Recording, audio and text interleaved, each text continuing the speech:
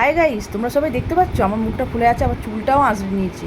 কেন বলো তো? এখন বাজে ভোর 5টা। আমি এখন কোথায় যাচ্ছি তোমাদের দেখাচ্ছি গুটি গুটি পায়ে। চলো তোমরা দেখতে থাকো। চলে এসেছি আমি অলরেডি মন্দিরের সামনে। তো মা চাবি খুলছে। তোমরা জানো মন্দির মানেই ভোরবেলা মন্দিরটা খুলতেই হবে। সবাই ঠাকুর দর্শন করে, মায়ের মুখ দর্শন করে তবে বাজারের দিকে যাবে, কেউ ব্যবসায় যাবে, সে সব রকম। এবার দেখো আমি মোছার জন্য লাঠি নিয়ে নেব।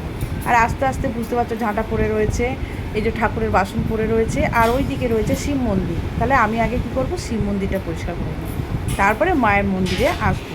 এসে আর দেখছি মা পুরো ভেতরের চাবিটা খুলছে। এবার দেখাবো তোমাদের মায়ের মুখ। চলো গাইজ, ভালো করে মায়ের মুখটা সকালবেলায় দর্শন করে নাও। সারা দিনটা তোমাদের খুবই খুবই ভালো যাবে। আর আমাদের মায়ের মুখ যা মিষ্টি, আমার মায়ের মুখ দেখেছো কত মিষ্টি। তো দেখো না, দেখে নাও ব্লগটা, তোমরা দেখতে থাকো। কিন্তু গাইস, তোমাদের একটা কথা বলতে ভুলেই গেছি, তো বলেই ফেলি। গুড মর্নিং, শুভ সকাল, আওয়ার ফ্যামিলি লাইফস্টাইলে তোমাদের ওয়েলকাম।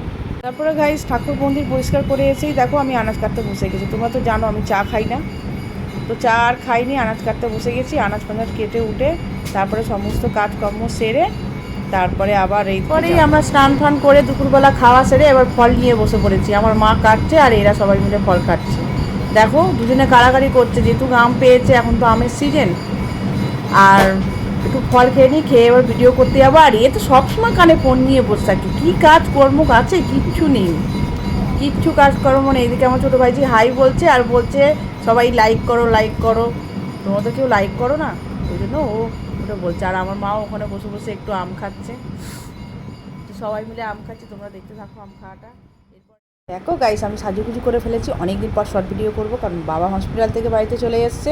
তবু বাবার একটু শরীরটা অসুস্থ, তাও আমি ভিডিও করবোই আজকে। চলো, আর মা এদেরকে ঘুম পাড়াচ্ছে। তোমরা দেখতে পাচ্ছ চুলটা একটু বেঁধে নিয়েছি বিকালবেলা শর্ট ভিডিও করে এসে। আর মনটা বড্ড প্রচণ্ড খারাপ লাগছে, কারণ খারাপ লাগার মানে হচ্ছে তোমাদের ধরো 8 দিন আছি আমি বাপের বাড়িতে। তোমাদের দাদাভাই ঠিক মতন ফোন করা নেই, একটু রাগারাগি করছে।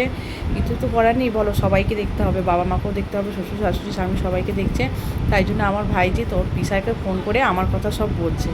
তো আর ব্লগটা এডিট বাড়ালাম না, তো আজকের মতন টাটা।